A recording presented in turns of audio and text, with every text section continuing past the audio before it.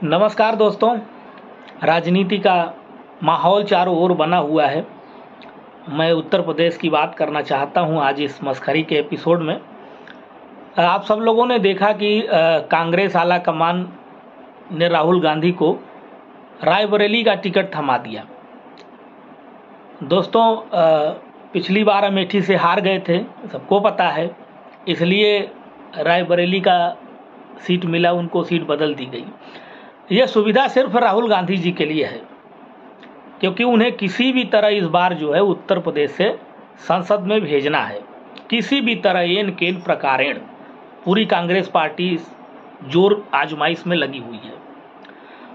उनके इस निर्णय से हालांकि अमेठी के कुछ कार्यकर्ता जो है बड़े उदास हुए, लेकिन रायबरेली वाले बहुत खुश हैं, चूंकि रायबरेली सीट कांग्रेस परिवार का गढ़ माना जाता है, कांग्रेस परिवार की सुरक्षित सीट मानी जाती है। तो इसलिए यह पक्का है कि इस बार जो है राहुल गांधी जी ठीक ठाक नंबर से पास होकर के संसद में मोहब्बत की दुकान खोलेंगे। इसी विषय पर एक मुक्तक देना चाहता हूं, सुनिए। मस्खरी का यह एपिसोड इसीलिए है कि आप सब लोग हंसते मुस्कुराते रहें। कि कहते हैं लोकतंत्र की रक्षा में लगे हैं, कहते हैं लोकतंत्र की रक्षा में लगे हैं, मिल जाए अब की वोट वो भिक्षा में लगे हैं। कहते हैं लोकतंत्र की रक्षा में लगे हैं, मिल जाए वोट अब की वो भिक्षा में लगे हैं।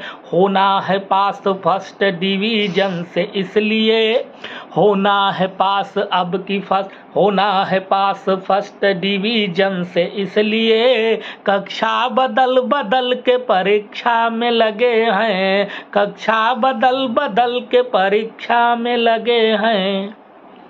तो दोस्तों, इस बार उनको जीतना है और आंकड़े बता रहे हैं संभवतः जीत भी पक्की है। खैर, जीत जाए, हमारी कोई किसी से कोई दुश्मनी नहीं है, न तो किसी से नफरत है। अच्छे लोग जीत करके जाएं और बदलाव लाएं, हम तो यही चाहते हैं। बाकी कुछ लोग कह रहे हैं कि परिवारवाद को कांग्रेस पोषित कर रही है। देखिए, परिवारवाद और राजनीति जो है हमेशा एक दूसरे के पूरक रहे हैं, वो तो हमेशा चलते रहेंगे। और कांग्रेस तो बहुत दिनों से ये चल रहा है। हालांकि इस नामांकन में भी देखा गया कि राहुल गांधी जी के नामांकन में उनका पूरा परिवार पहुंचा हुआ था। सोनिया गांधी जी और उनकी दीदी प्रियंका गांधी जी, जीजा जी, मतलब पूरा परिवार पहुंचा हुआ था। और उधर बेचारे अमेठी में जो किशोरी लाल शर्मा जी हैं, वो अपने कार्यकर्ताओं के दम पर और कुछ क्षेत्रीय नेता को लेकर के वहां नामांकन में पहुंचे थे। मतलब परिवार से, इनके परिवार से कोई उधर नहीं पहुंचा, सब रायबरेली में ही जुटे हुए थे। अरे ठीक है भाई, राहुल गांधी जी को जिताना है, लेकिन अमेठी भी तो परंपरागत सीट कांग्रेस की मानी जाती है।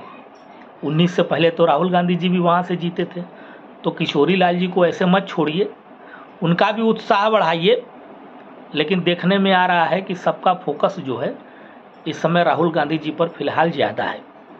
ठीक, इस बार उनको जितवाना है और इस बार जब जीत जाएंगे तो पार्टी जो है, आला कमान जो है, पार्टी के अन्य कार्यकर्ताओं पर और अन्य नेताओं पर भी फोकस करेगी।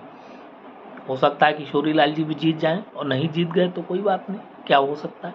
फिलहाल राहुल गांधी जी को किसी भी कीमत पर भेजना है, चाहे जो हो। उत्तर प्रदेश से इस बार संसद में वो जाएंगे। तभी एक मुक्तक इधर से देना चाहता हूँ कि है जिद की यूपी का भला इस बार करेंगे। यही तो कहते हैं ना राहुल गांधी जी की बहुत बदलाव लाना है हमको, और हम जो है उत्तर प्रदेश की दिशा और दशा को बदल देंगे। कांग्रेस पार्टी बदल देगी, महागठबंधन के लोग बदल देंगे। देखते हैं, हम तो सकारात्मक हैं। अभी तक तो ये कुछ ज़्यादा बदलाव लाए नहीं, अब देखते हैं इस बार क्या बदलाव लाते हैं। तो वहीं से मैं कहता हूँ कि है जिद की यूपी का भला इस बार करेंगे। मम्मी है साथ, दीदी जीजा फिर क्यों डरेंगे।